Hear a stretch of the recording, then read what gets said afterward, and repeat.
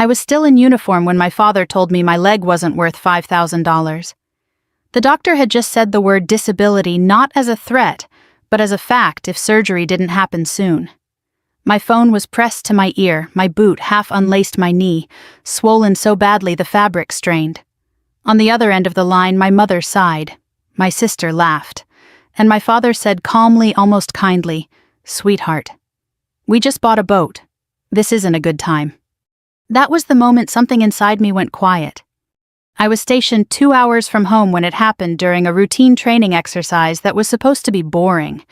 We'd done it dozens of times before movement under load-controlled pace, nothing dramatic.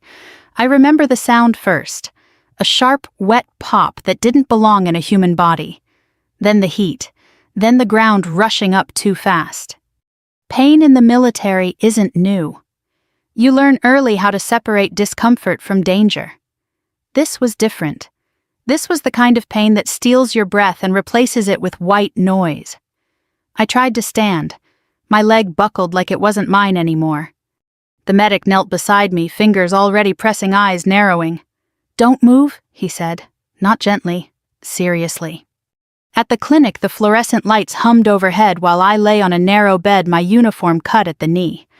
My leg was swelling by the minute skin, tight and shiny, turning colors I didn't have words for.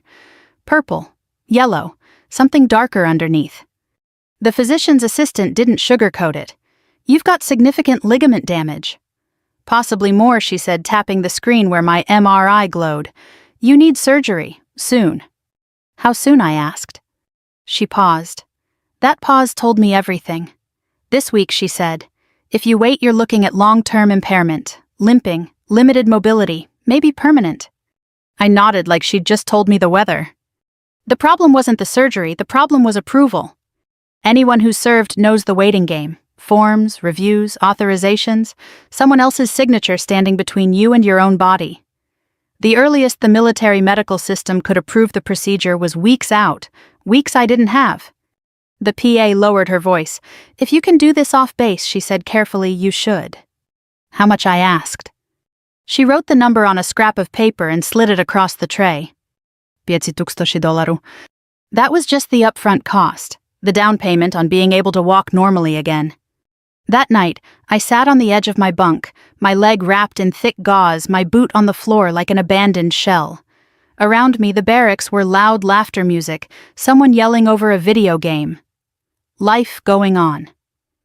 I stared at my phone for a long time before I called home. My father answered on the third ring. "Hey, kiddo," he said. Cheerful, distracted. I could hear something metallic in the background. Tools. Or maybe the television. "Dad," I said. My voice sounded steadier than I felt. "I got hurt. It's bad." He listened as I explained. I kept it clinical. Injury, surgery, timeline, cost. I told him I'd pay it back. I told him I just needed help now. There was silence. Then a familiar sound, the exhale he always made before saying no. "We just bought the boat," he said. "You know that. The timing's terrible." I closed my eyes. "It's my leg," I said. "If I don't do this, I might not walk right again." "Well," he replied, "you're young. You'll adapt." My mother picked up the extension. She always did that when things got uncomfortable. "Honey," she said softly, "maybe this is a lesson. You chose this career. You chose the risks. A limp will teach responsibility," she added, as if she were talking about a parking ticket. Then my sister's voice cut in, bright and amused. "Relax," she said. "You always figure things out. You're the tough one, remember?" She laughed, actually laughed. I looked down at my leg, at the blood soaking through the gauze, staining the clean white into something ugly and real. I thought of the doctor's words. Permanent. "I understand," I said. And I did, completely. I didn't cry. I didn't argue. I hung up the phone and sat there in the noise of the barracks, feeling something inside me settle into place. Cold, clear. 2 days later, I was back in my tiny off-base apartment, moving on crutches every step, a reminder of what was at stake. The pain meds dulled the edge, but not the fear. I ran numbers over and over in my head. Credit cards, payday loans, anything that could buy me time. There was a knock at the door. I opened it to find my brother standing there, grease-stained jacket, dark circles under his eyes. He worked at a mechanic shop outside town. 60 hours a week minimum wage hands permanently scarred. He looked at my leg and swore under his breath. "They didn't help you," he said. "Not a question." I shook my head. Without another word, he reached into his pocket and pulled out a thick wad of bills. 10s, 20s, crumpled and worn. He pressed them into my hand. 800, he said. "I sold my tools, all of them." I stared at him. "You need those," I said. "I need you walking," he replied. "I'll figure the rest out." My parents had assets, savings, equity, a boat they'd named after a vacation spot they'd only been to once. My brother had nothing. And he gave me everything. I took the money. Not because it was enough. It wasn't even close. I took it because I needed to remember this moment. Needed to remember who showed up when I was bleeding. As he left, he squeezed my shoulder. "You'll be okay," he said. "You always are." He didn't know what was coming next. But I did. I didn't sleep that night. Not because of the pain, though it throbbed in slow, deliberate waves, but because my mind wouldn't stop replaying old scenes I'd worked hard to forget. Moments I'd told myself didn't matter, proof I'd buried under discipline and duty. When you grow up in a family like mine, you learn early how to label yourself. My sister was the investment. My parents said it openly without shame. She had potential. She needed support. Every misstep was framed as a temporary setback on the road to something great. I was the reliable one, the one who didn't ask, the one who figured it out. When my sister dropped out of her first business venture, an online boutique that burned through $15,000 in 6 months, my father wrote a check without blinking. No questions, no contracts, no lectures. My mother called it helping her find her footing. When the second venture failed a wellness studio with more mirrors than clients, my parents refinanced part of the house to keep it afloat. "You have to spend money to make money," my father said proudly, like he was quoting scripture. I remember sitting at the kitchen table during one of those conversations, quietly eating cereal after a 12-hour shift at my first civilian job before I enlisted. I didn't say anything. I just watched. When I was 22, my car's transmission went out. I needed $2,000 to get it fixed so I could commute. I asked my parents for a loan, not a gift, a loan. They agreed on conditions. My father printed out a contract from his office. Interest included, 5%. My mother insisted we get it notarized. "It's important to be formal," she said. "It builds character." For 6 months, I ate canned food and walked miles to save on gas. I paid them back early, honestly believing that responsibility would earn respect. It didn't. It just set the standard for how much I could be expected to endure without complaint. Now, sitting in my apartment with my leg elevated on mismatched pillows, that pattern finally made sense. This wasn't about money. It never had been. They had money. They just didn't have it for me. The next morning, I called the military hospital again. The answer hadn't changed. Approval was still pending. Timelines were still under review. Time I didn't have. I stared at my phone at the contact list at numbers I'd never wanted to use. Payday lenders, high-interest personal loans, the kind of places that smile too wide and speak too softly. I went anyway. The office smelled like cheap coffee and desperation. The man across the desk spoke in calm, rehearsed sentences, while his computer calculated how much of my future I was trading for my present. The interest rate was obscene. The repayment schedule cruel. "Do you understand the terms?" he asked. "Yes," I said. I signed. The surgery was scheduled for 2 days later. The morning of the procedure, I lay on a gurney staring at the ceiling tiles, counting the cracks like they might tell me something important. A nurse adjusted my IV. The anesthesiologist asked me to count backward.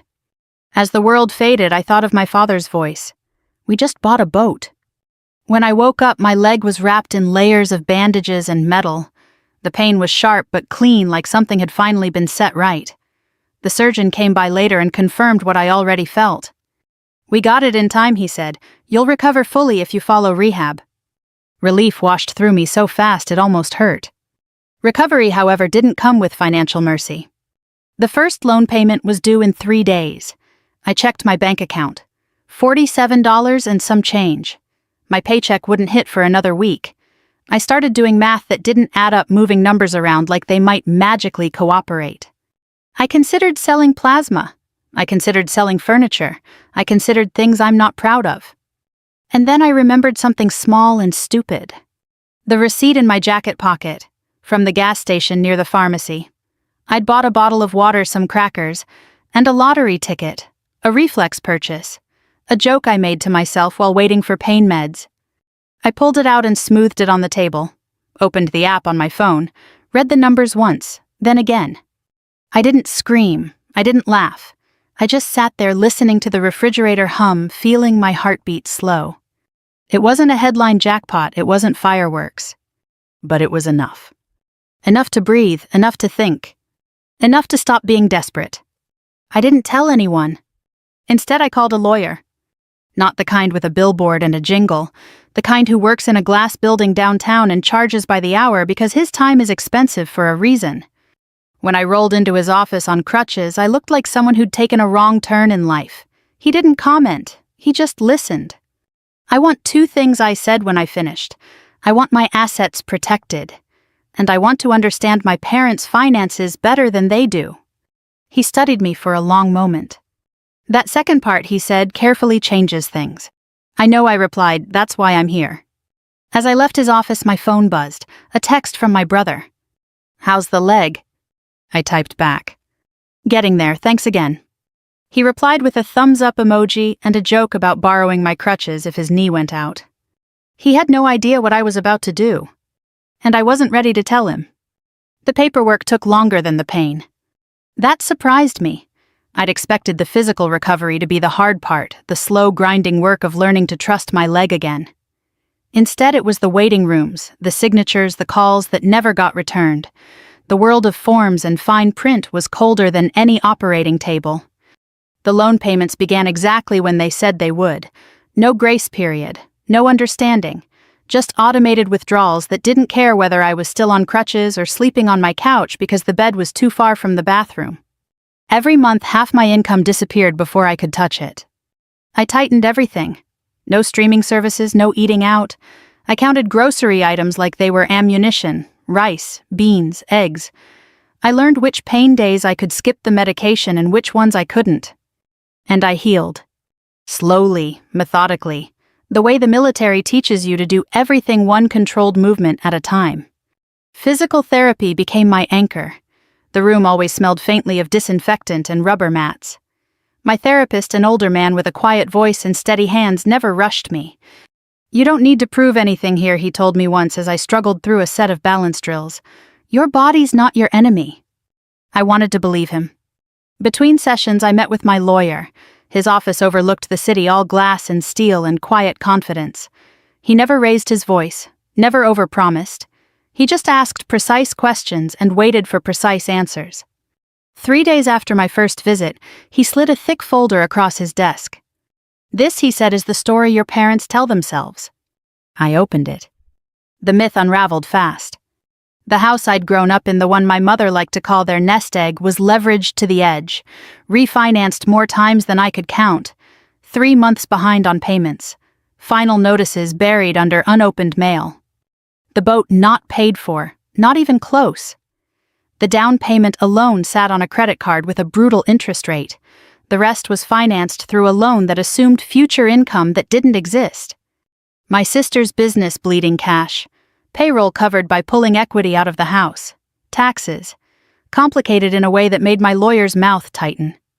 They're not wealthy, he said calmly. They're pretending. I stared at the numbers until they blurred. They'd refused me $5,000 to save my leg while setting fire to tens of thousands to preserve appearances. Cruel was one thing, this was something else. Can we protect you from this? My lawyer asked.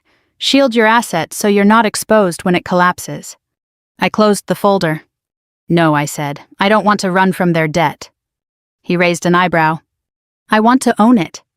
That was the moment the plan became real. We moved quickly after that, efficiently, quietly.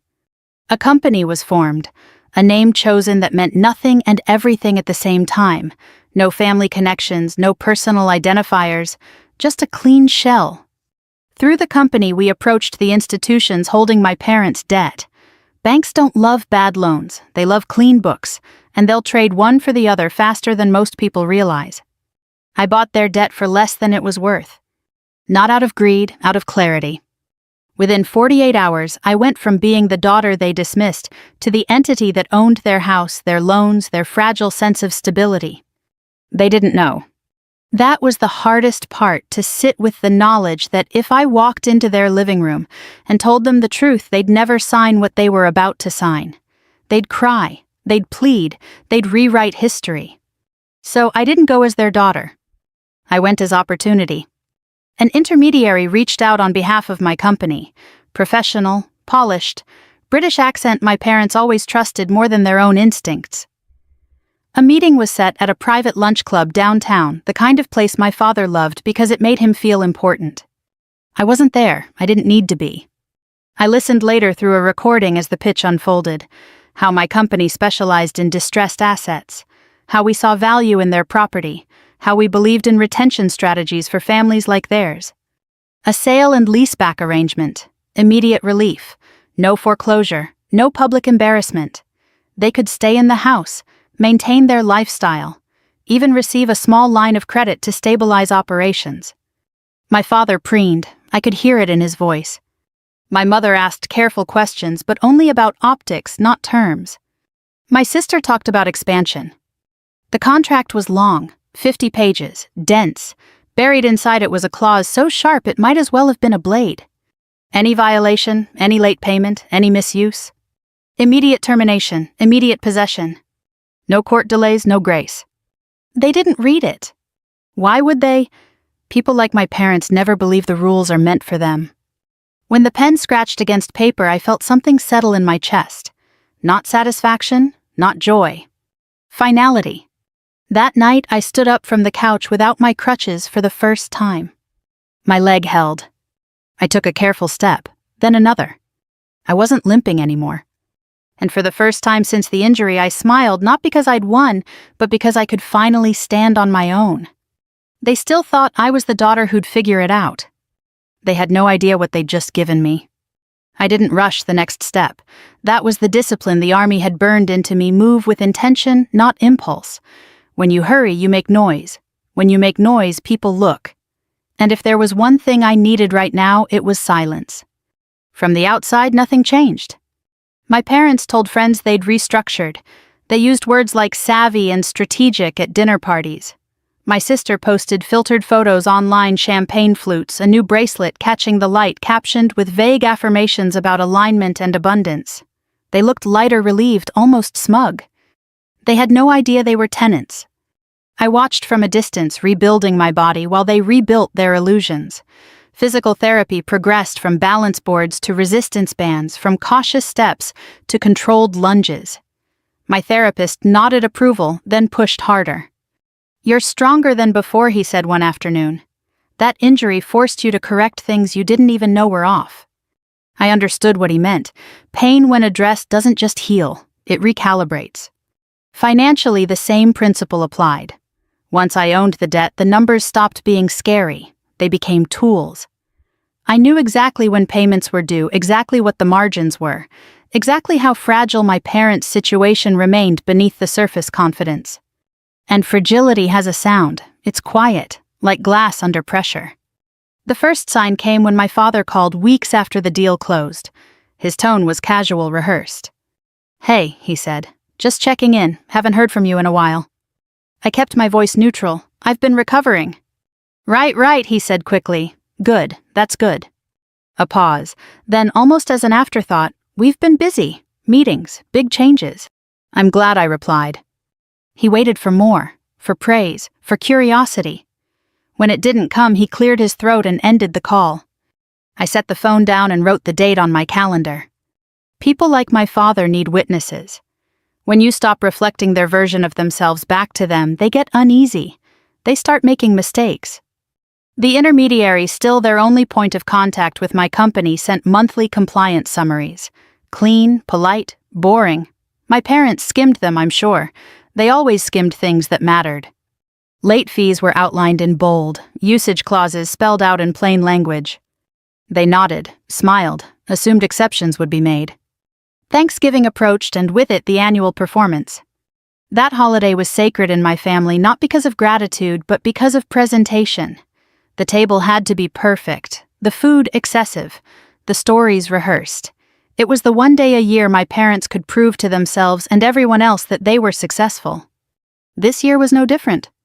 My sister arrived early, dressed in something new and expensive, talking loudly about investors and expansion. The wine flowed freely, bottles purchased on a line of credit they didn't realize was already tightening. My father carved the turkey like he always did, slow and ceremonial, as if the act itself confirmed his authority. He looked at me at the far end of the table, my posture straight, my legs steady. "You walking better?" he said, not a question, an observation. "Yes," I replied. He nodded satisfied, as if recovery had been inevitable, as if his refusal had never happened. At one point my sister lifted her glass. "Here's to working with partners who see our value," she said. "Not like those banks that only focus on numbers." Laughter followed, agreement, pride. I sipped my water and said nothing. They were celebrating on money I controlled in a house I owned while congratulating themselves for outsmarting a system they'd never bothered to understand. It was almost impressive. 3 weeks later, the first violation occurred. It wasn't dramatic, it never is. A payment was scheduled. The system sent reminders. Emails went unread. My father attempted to process it online late one evening, assumed it went through, and went to bed feeling accomplished. It hadn't. By the time he realized the mistake the next morning, it was too late. The clause didn't care about intent. It didn't care about excuses. It cared about timestamps. At 12:01 a.m., the lease terminated. By 8 a.m., notices were filed. I watched the confirmation populate on my screen, clean and irreversible. Then I scheduled the meeting. The intermediary framed it as a routine compliance review. My parents arrived irritated, not worried. They were 20 minutes late, complaining about traffic, demanding coffee. "Where's the senior partner?" my father asked, annoyed. "We don't have time for junior staff." I was already seated when I turned my chair to face them. For a second they didn't recognize me. Then my sister's smile collapsed. My mother's face drained of color. My father stared, mouth opening and closing, searching for a version of reality where this made sense. "Hello," I said evenly. "Mom, Dad." Silence pressed in around us, thick and heavy. "I'll be handling this," I continued. "I'm the owner." The words landed exactly where I'd aimed them.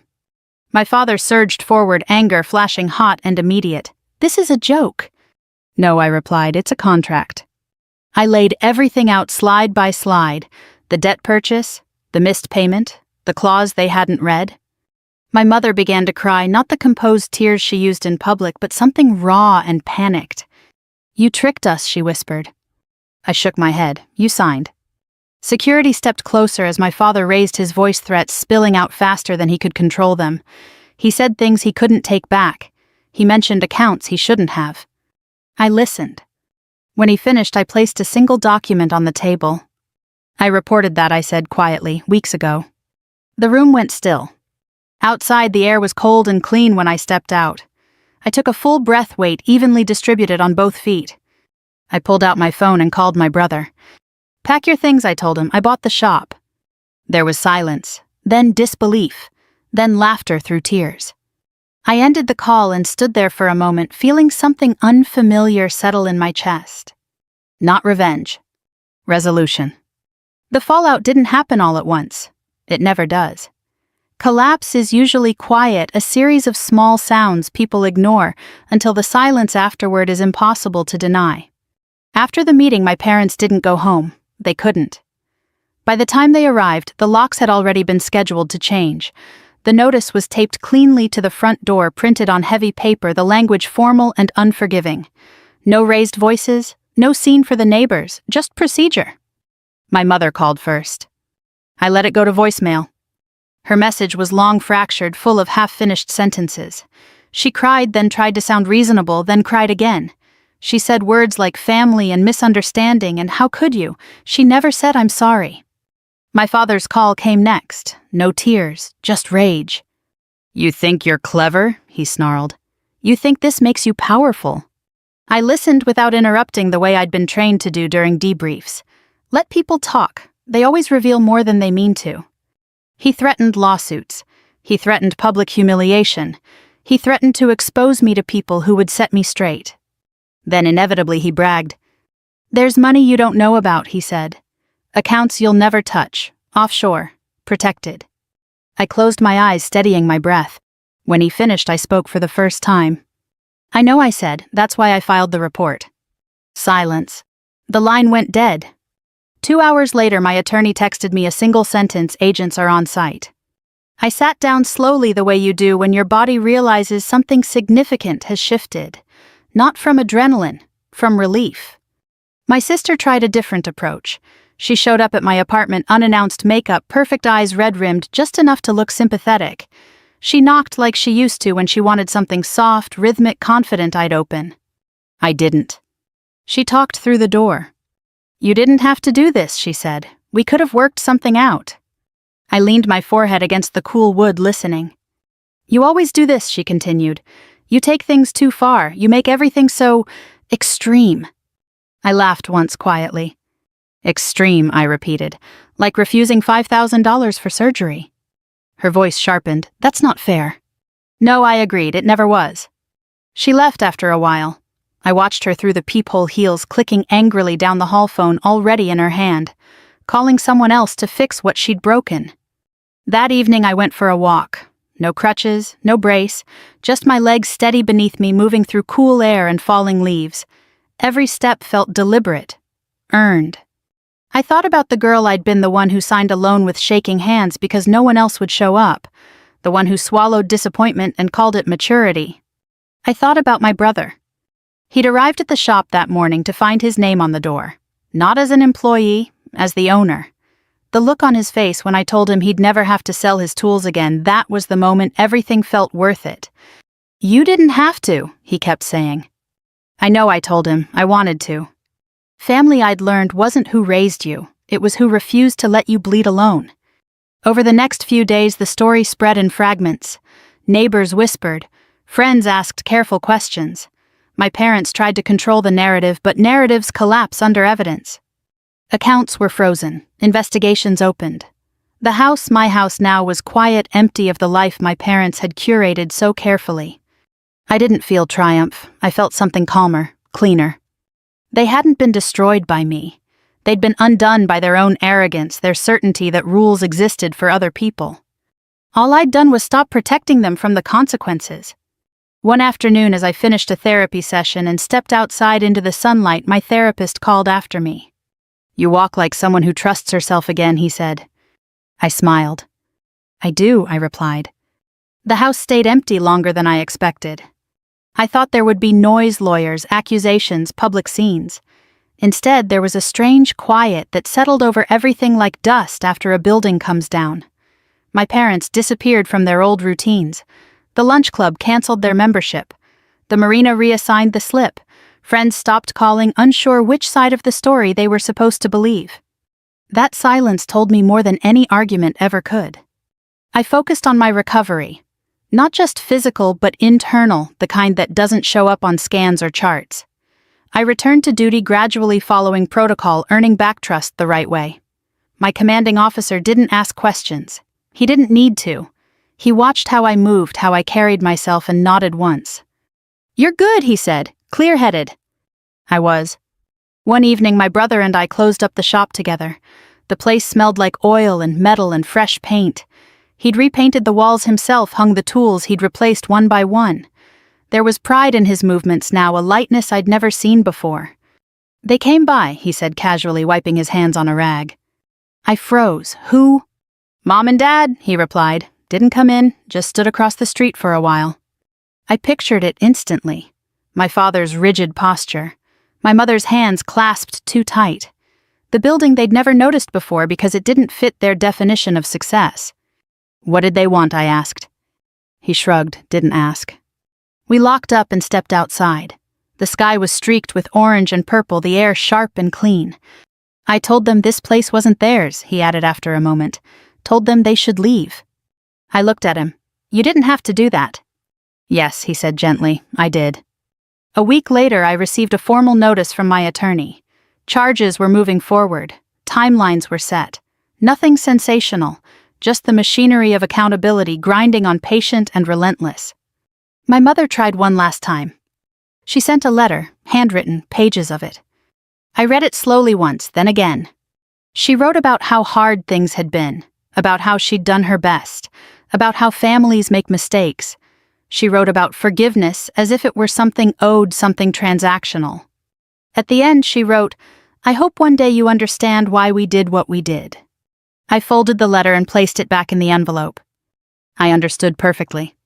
They'd chosen comfort over compassion, image over integrity, a boat over their daughter's ability to walk. Understanding didn't require reconciliation. That night, I stood on my balcony and stretched my leg, feeling the solid strength of it beneath me.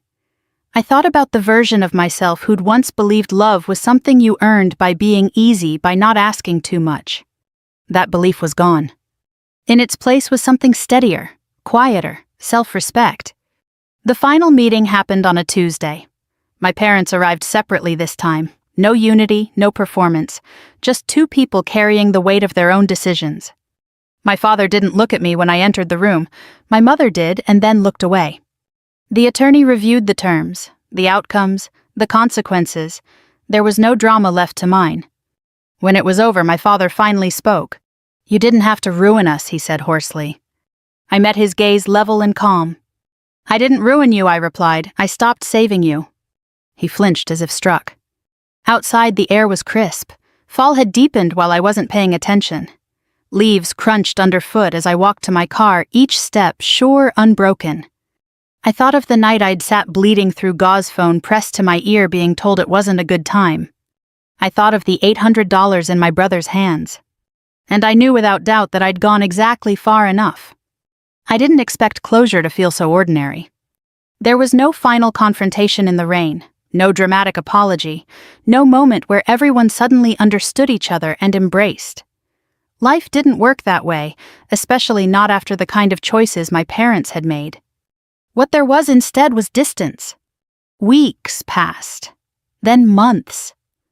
My parents stopped calling altogether. My sister vanished into whatever smaller orbit she'd landed in her online presence, quiet, carefully curated optimism, replacing the old confidence. I heard about them only through second-hand updates that arrived without emotion like weather reports. I didn't ask for more. My world had narrowed in a good way. Mornings started early again. Boots on, uniform pressed. The familiar weight of responsibility settled on my shoulders, not as a burden, but as something earned. I ran for the first time 6 months after surgery on a cool morning when the base was still quiet. My stride was careful at first, then longer, smoother. My leg held, strong, reliable. I slowed to a walk and laughed out loud, the sound surprising me as much as anyone who might have overheard. That laugh belonged to someone new.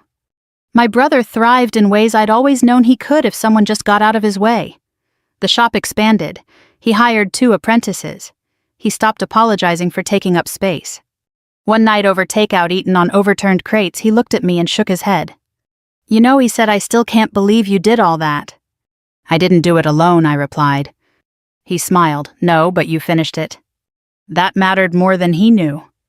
I thought often about the word family, how easily it's used, how rarely it's examined.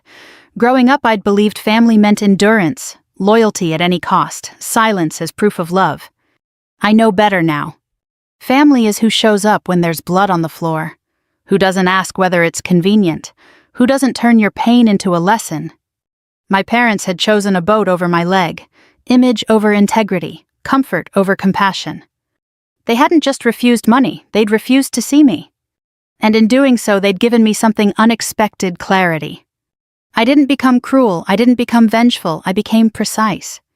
I used the same system they'd trusted to protect themselves. I followed the rules they'd ignored. I let consequences do what arguments never could. Some people will say I went too far. Maybe they're right from the perspective of those who've never been told their suffering was inconvenient, from those who've never had to choose between dignity and survival. But here's what I know.